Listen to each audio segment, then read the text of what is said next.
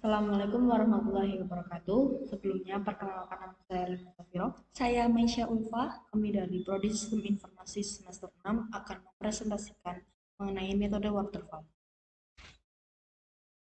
Yang pertama, apa itu waterfall? Waterfall adalah salah satu jenis model pengembangan aplikasi dan termasuk ke dalam classic life cycle atau siklus hidup klasik yang mana menekankan pada fase yang berurutan dan sistematis.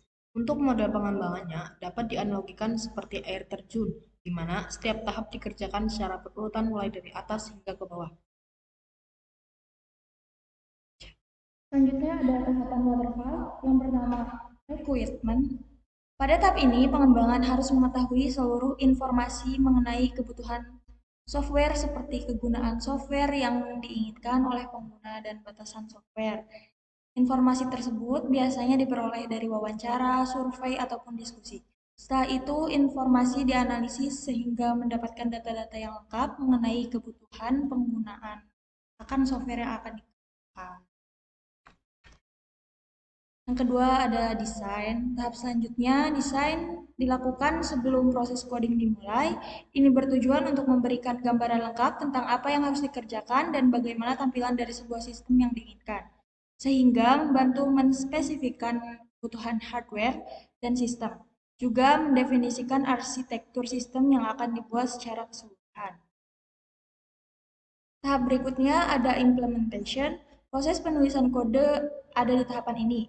Pembuatan software akan dipecah menjadi modul-modul kecil yang nantinya akan digabungkan dalam tahap selanjutnya. Dalam tahap ini juga akan dilakukan pemeriksaan lebih terhadap modul yang sudah dibuat. Apakah sudah memenuhi fungsi yang diinginkan atau belum?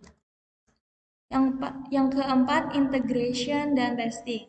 Pada tahap ini akan dilakukan penggabungan modul-modul yang sudah dibuat sebelumnya.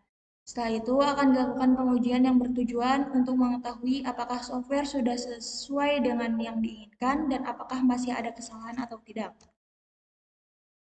Yang terakhir ada operation dan maintenance. Tahap terakhir dari metode pengembangan waterfall ini, software yang sudah jadi akan dijalankan atau dioperasikan oleh penggunanya.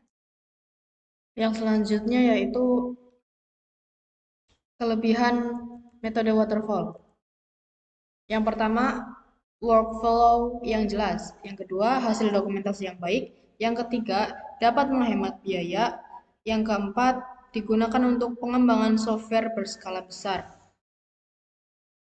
Yang selanjutnya, kelemahan metode waterfall.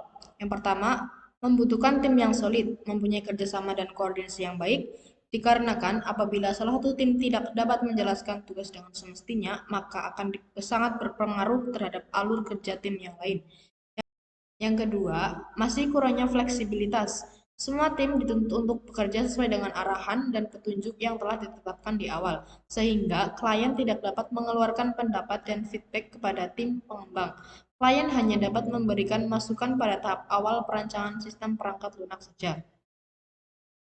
Yang ketiga, tidak dapat melihat gambaran sistem dengan jelas, berbeda dengan model agil yang dapat terlihat dengan baik meskipun masih dalam proses pengembangan.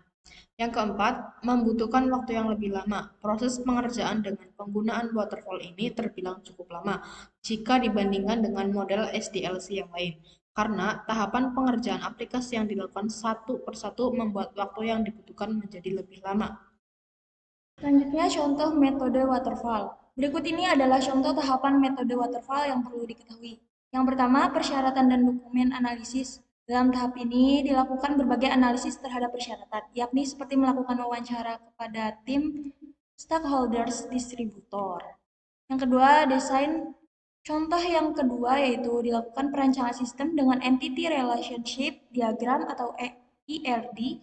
Desain dapat dilakukan dengan use case atau diagram sequence untuk memodelkan logika dari metode operasi.